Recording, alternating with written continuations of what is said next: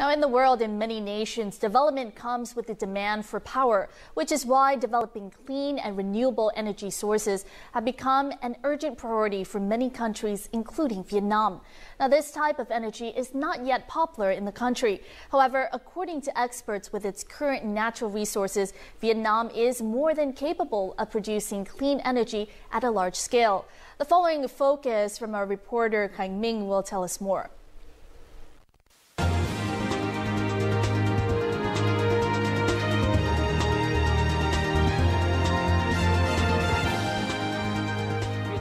Is a tropical country with abundant sunshine.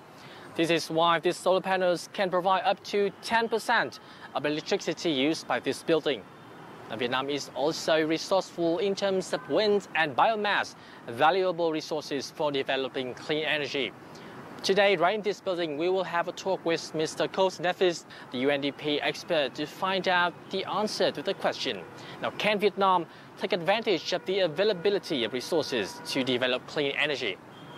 Thank you, Mr. Cos Nephis, for joining our interview today. The urgency and importance of developing clean energy in Vietnam are undeniable. So, do you think that Vietnam can actually put clean energy into use in large scale? Not only is it possible physically, technically, but it is also going to be cheaper. If Vietnam would go through a path of carbon neutrality, 100% renewable energy by 2050, many people object. They say, no, this is not true. There is no space. We have a country which is very full of people. Now, you have been on the roof of the One UN house, and every building in this country has a roof. Every roof could have solar panels. People say, there is not enough sunshine in the north of Vietnam, but actually there is more sunshine in the north of Vietnam compared to most of Europe. And in Europe, there are countries where there is already a lot of solar energy. Developing clean energy is a priority not only in Vietnam, but in other countries as well. Now, we do know that there are about 30 countries in the world that succeeded in making solar power cheaper than coal-based power, including middle-income countries. But Vietnam is not yet one of those. Why do you think is this? Vietnam will be subsidizing its own coal-fired power when compared to the retail price in Vietnam. And the subsidy will come from cheap hydroelectricity. Vietnam has an increasing number of coal-fired power plants that cause air pollution, sure, but they also have solid waste. But in reality, local authorities also help clean that up. The taxpayer pays that. It's not only the companies who pay that. So solar power would become more attractive if you would include all the real costs in coal power. Do you think that Vietnam can tackle these challenges and develop clean energy? And what could be the possible solutions? Basically, the government would say we will request companies to bid for building solar power plants or wind energy in Vietnam. The second time we do the same process, surely it will become cheaper. The government could say each power generation company in Vietnam must have a minimum of, let's say, 5% of renewable energy in 2017 in its total package, in its total mix of power. But in 2018 it must be 8%. And in 2020 it must be 20%.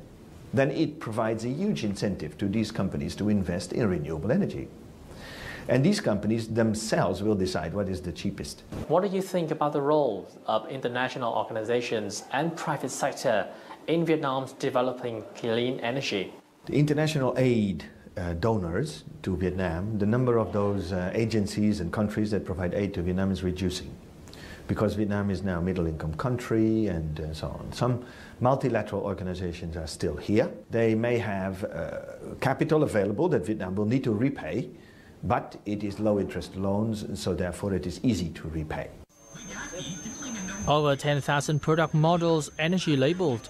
Incandescent bulbs consumption reduced from 55 million to fewer than 5 million in 4 years from 2011 to 2015.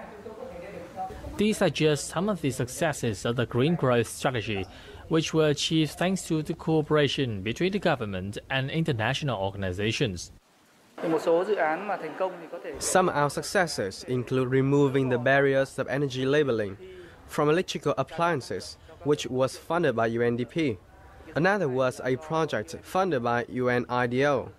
It aims to optimize industrial systems by using energy economically and effectively.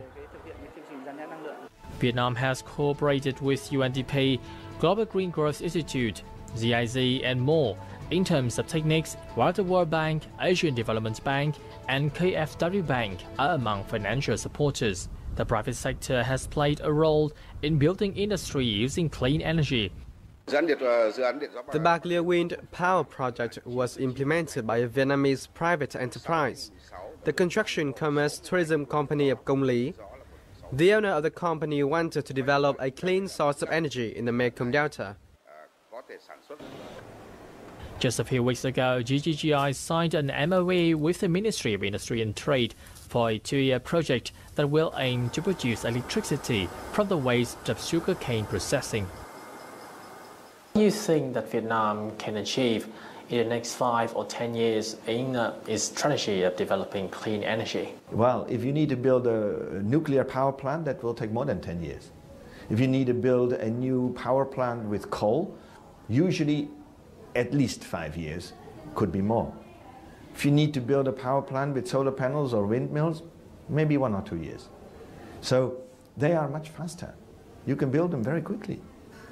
So 5 or 10 years, I hope to see that that has happened, and I will guarantee that in 5 years from now, I have it on my own roof. Once again, thanks for your time.